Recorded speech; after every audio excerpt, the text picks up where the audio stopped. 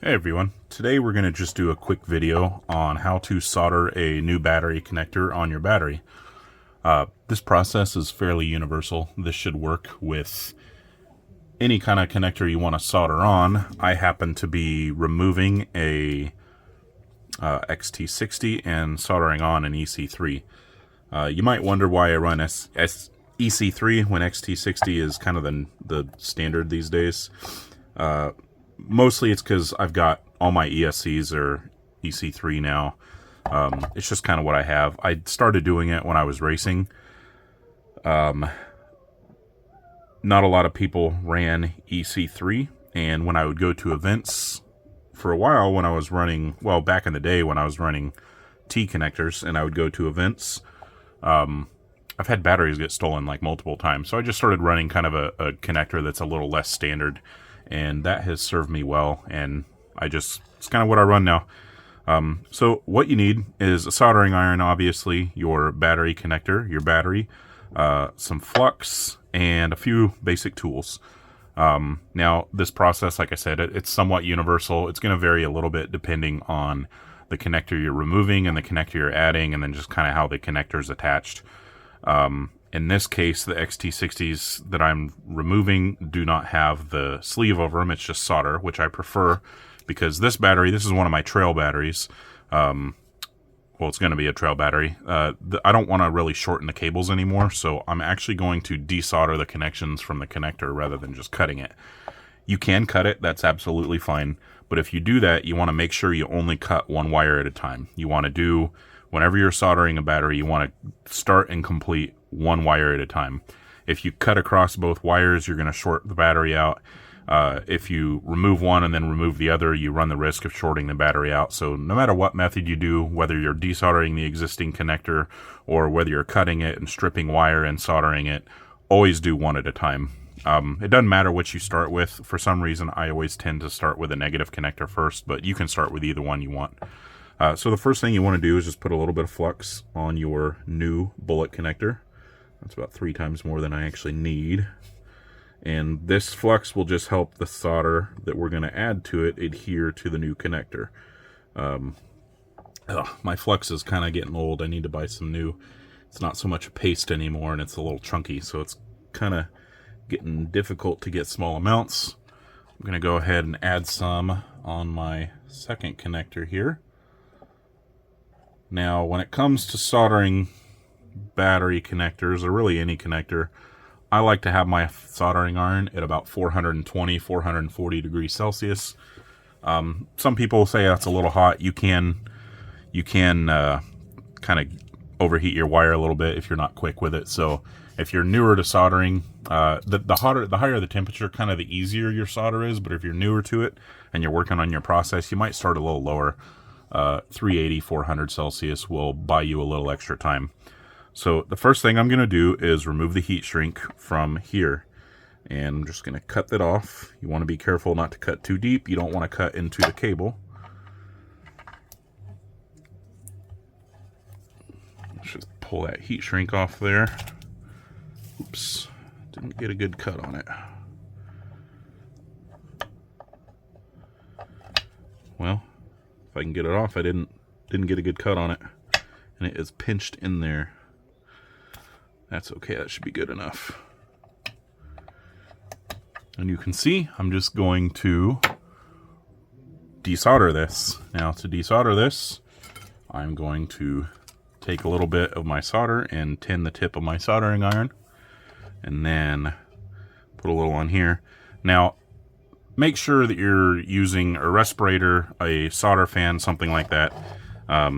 I'm not wearing my respirator so that I can talk during this video, but normally I wear a respirator when I do this. I don't want to inhale these fumes. I spent a lot of years soldering circuit boards on laptops when I was younger, and boy, I can kind of tell the difference in my lungs after I spend a couple days just soldering. So you don't want to be inhaling this stuff if you can avoid it. So we've desoldered our negative lead, and let's go ahead and position it to where we're ready, because what I'm going to do is I'm going to drop some solder right here in my connector and heat it up, and then I'm just going to drop this directly in there. So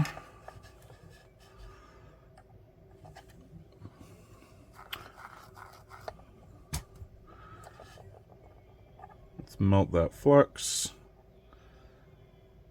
get some solder in there, and I just want a good pool of solder in the bottom of this connector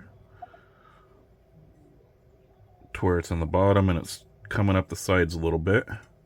I'm just going to leave my iron on there so that solder gets nice and hot and doesn't harden. And then just go, oh, it's too thick. The solder on my wire is too thick. I was afraid of that. This is a problem you might run into when you're desoldering. So what we're going to do is put this on there. It's going to be in my way.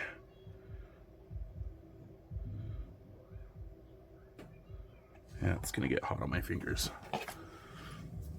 A good pair of pliers is always good to have for this kind of stuff. What's happened is the solder on the cable that I desoldered is preventing it from dropping into my new bullet connector. So I need to heat that up so that it actually will fall in there. Yeah, it's starting to. There we go. All right.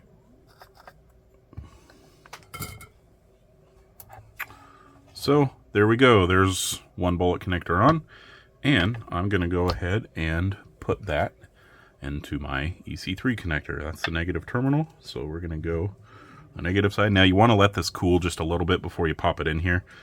These are heat resistant, but they're not heat proof, so you can melt it. You also want to make sure that you're putting it in the right way so that you don't have your, you know, if it's in there this way, then I'm going to have to twist my battery cable around to be able to get these in. So a couple things you just got to pay attention to. And then with EC3, I don't know if the camera caught that or not, but you just press it down until it clicks down in there. And there's half of it done.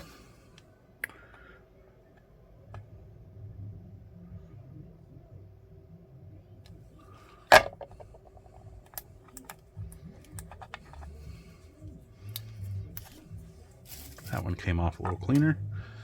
Get my second connector prepped here.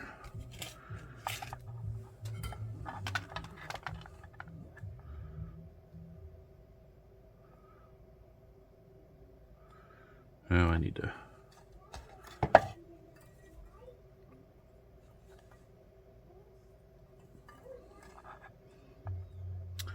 Tinning the tip of your iron and the surface that you're desoldering just kind of helps that solder flow and melt, especially the solder on this connector from the factory is pretty thick. Whew, that got warm.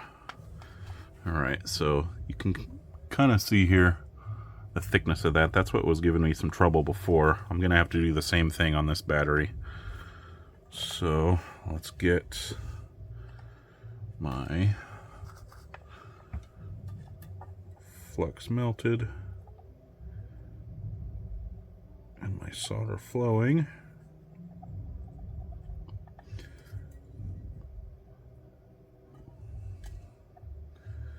And then I think probably going to run into that same thing where the connector is going to be too fat. Yep. Okay.